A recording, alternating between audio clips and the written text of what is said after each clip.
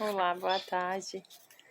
Hoje a gente vai fazer mais um vídeo aqui. É um vídeo bem rápido, bem resumido. Continuando os resumos. Hoje é o capítulo 27. Para você que é novo por aqui, bem-vindo ao canal. Me chamo Roseli e estou aqui resumindo o livro Poder da Esposa que Ora. Então hoje a gente vai falar sobre um assunto que não envolve só nossos esposos, né? Envolve a gente também, que é obediência. E diz assim, a autora, a Storm, ela gosta sempre de iniciar os capítulos dando exemplo. Então aqui ela vem dar exemplo desse casal, da Lisa e do marido dela, o Jonatas, porque a Lisa, ela começou a crescer espiritualmente, né? Começou a se entregar mais a Deus, começou a ter mais tempo em comunhão com o Senhor. E aí o Jonatas, que é o esposo dela, mais distante de Deus ele ficava. Então, o anseio da Lisa era que ele também vivesse em comunhão com Deus como ela também vivia. E aí ela ficava frustrada com a falta de compromisso espiritual dele, porque queria que crescessem juntos e compartilhassem suas experiências nesta área vital de suas vidas. Lisa não queria ser o peso pesado espiritual na família. Sempre que falava a respeito, Jonatas protestava, dizendo que sua profusão o mantinha ocupado demais para passar tempo com o Senhor e ler sua palavra. Então ele dizia que era a profissão dele que não permitia ele ter tempo com o Senhor. Aí até que um tempo a profissão dele ficou meio complicada, ele já não sabia muito nem o que fazer, né? E aí até que a Lisa pôde ver como o trabalho o estava esgotando. Ela sabia que se ele pudesse conciliar, passando tempo com o Senhor, ele iria ter mais força espiritual para ele saber lidar com as coisas do trabalho, né? Embora Lisa soubesse que Deus estava chamando Jonatas para esse passo de obediência, ela decidiu não dizer nada. Em vez disso, orou todos os dias para que ele desejasse mais da presença de Deus em sua vida. Então ela entrou em oração para que ele, quisesse mais da presença de Deus na vida dele. Ela orou durante meses e não viu sinal de mudança. Até que uma certa manhã ele falou que ele iria mais cedo para o escritório dele, para ele ficar a sós com o Senhor. Desde então, ele passou a sair de casa cedo, quase sempre. E isso há 2 anos, e agora esta disciplina espiritual estendeu-se também à física.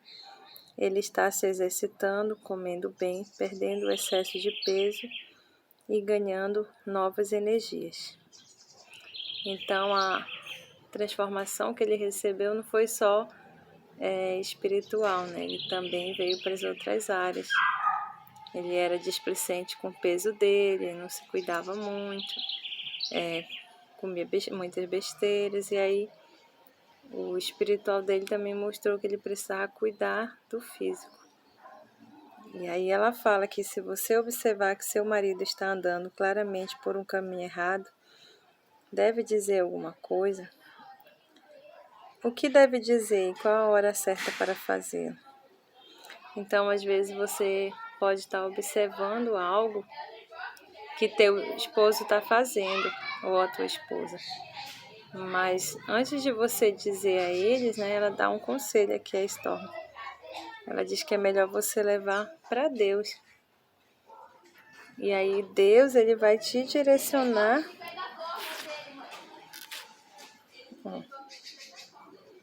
Orar para que os olhos dele se abram à verdade. É possível que Deus mande você ficar calada e ore, como a Lisa fez. Ou é possível que para você falar com seu marido sobre o assunto, e haverá muito mais possibilidades de ele ouvir a voz de Deus nas suas palavras se você estiver orando antes de falar. Então, assim, para Deus lhe usar ali no assunto que você está vendo, né, que seu esposo ou a sua esposa eles estão em desobediência com Deus, é interessante você orar antes, né? Para que você não se precipite nas palavras, ou porque quando é Deus que está ali nos usando nas nossas palavras, a pessoa vai ser convencida. Agora, quando parte da gente mesmo, né, a pessoa ela não tem transformação na pessoa. Ela continua com as mesmas práticas. Orar para que os olhos dele se abram à verdade e seu coração seja convencido, será muito mais eficaz do que de você dizer-lhe o que fazer. Você pode encorajá-lo para fazer o que é certo e orar para que ele faça o que é certo, mas no final será a voz de Deus que causará o maior impacto. Homem algum pode receber tudo o que Deus tem para ele se não estiver vivendo em obediência.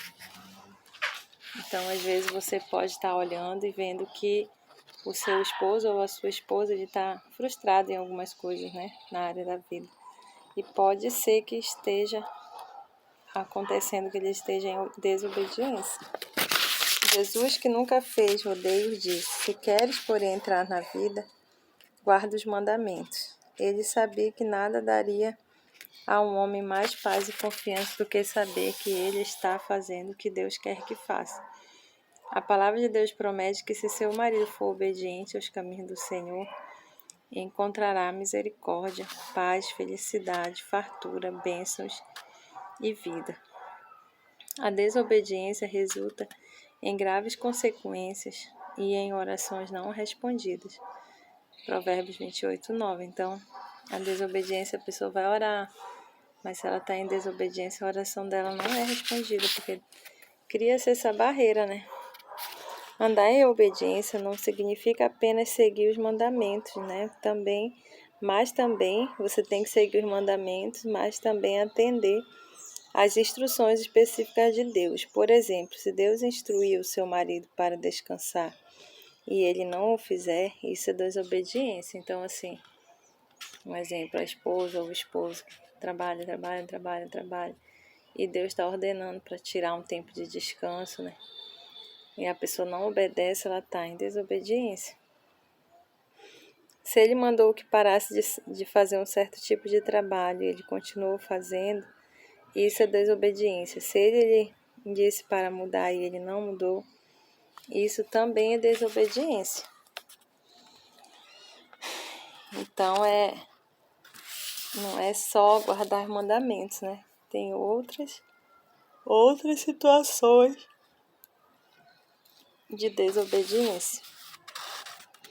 O homem que faz o que Deus pede constrói a sua casa na rocha. Quando a chuva, a inundação e o vento chegarem e caem sobre a casa, ela não será derrubada.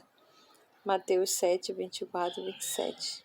Você não quer ver a queda da sua casa por causa da desobediência de seu marido, em qualquer área. Embora não lhe caiba fazer o papel de mãe ou de policial para ele, é sua obrigação orar e falar depois de receber a ordem de Deus. Então, você não vai viver fiscalizando, nem vai ser mãe de ficar, tem que fazer isso, tem que fazer aquilo. Mas a gente tem que saber a hora de saber falar e ficar orando, né? Orando por ele. Se a desobediência de seu marido aos caminhos de Deus já derrubou de alguma forma a sua casa, saiba que Deus irá honrar sua obediência e fará com que você não seja destruída. Então, não é porque o marido está ali, né, praticando, que você também vai, né? Como ela está explicando aqui. Se você estiver em obediência, fará com que você não seja destruída, né? Então, a gente tem aquele exemplo da Safira e do Ananias, que está lá em Atos 5, onde Ananias veio e mentiu sobre o valor da terra que ele havia vendido. E a esposa dele também desobedeceu e mentiu também. Então, ela tinha outra opção. que era não mentir, que era falar a verdade, ela não teria morrido.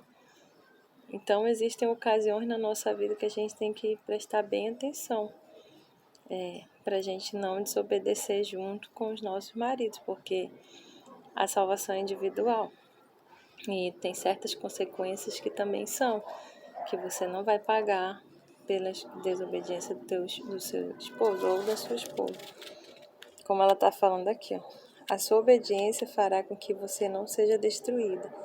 Ele derramará as suas bênçãos sobre você e restaurará o que foi perdido. Deus derramará as bênçãos sobre você e restaurará o que foi perdido. Continue orando para que seu marido não tenha problemas em ouvir a voz de Deus e que tenha força, coragem e motivação para agir de acordo com o que ouviu. Então, oração. E aí a oração que ela fala é: Senhor, sua palavra diz que se contemplarmos a iniquidade em nosso coração, o Senhor não ouvirá. Salmo 66, 18. Quero que ouça as minhas orações e peço, então, que me revele onde há qualquer desobediência em minha vida, especialmente com relação ao meu marido. Mostre-me se sou egoísta, pouco amorosa, crítica, irritada, ressentida, incapaz de perdoar, amarga para com ele. Mostre-me onde não obedeci ao Senhor, não vivi no seu caminho. Confesso isso como pecado e peço seu perdão. Oro para que dê, aí fala o nome do seu marido, desejo de viver em obediência às suas leis e aos seus caminhos. Revele e arranque qualquer coisa nele que não venha do Senhor. Ajude-o a submeter cada pensamento e ação ao seu controle. Lembre a ele de fazer o bem, não falar mal de pessoa alguma e ser pacífico, amável e humilde. Ensine-o a aceitar o sofrimento da disciplina e do discipulado. Recompense-o segundo a sua retidão e segundo a pureza das suas mãos. Salmos 18, 20. Mostre-lhe os seus caminhos, ó Senhor. Ensine a ele as suas veredas. Guia-o na sua verdade, pois o Senhor é o Deus da sua salvação. Faça dele uma pessoa de oração, pois sei que quando adoramos ao Senhor ganhamos mais discernimento, nossas vidas são transformadas e recebemos poder para viver conforme o Senhor quer. Ajude-o a ouvir suas instruções específicas para ele e capacite-o a obedecê-las. Dê-lhe um coração que anseie por cumprir a sua vontade e que ele possa gozar a paz que só vem da vida de total obediência aos seus mandamentos. Então essa é a oração, tá bom? Aí para você que quer, às vezes a gente quer orar por algo específico, a gente fica meio assim sem saber como orar, né? E aqui ela ensina, tá bom? E aí até a próxima semana, eu vou estar postando aqui o vídeo para vocês. E o livro tá para acabar. E vamos ficar na torcida aí para ter um resumo de um outro livro, tá bom? Um abraço para todos e até a próxima.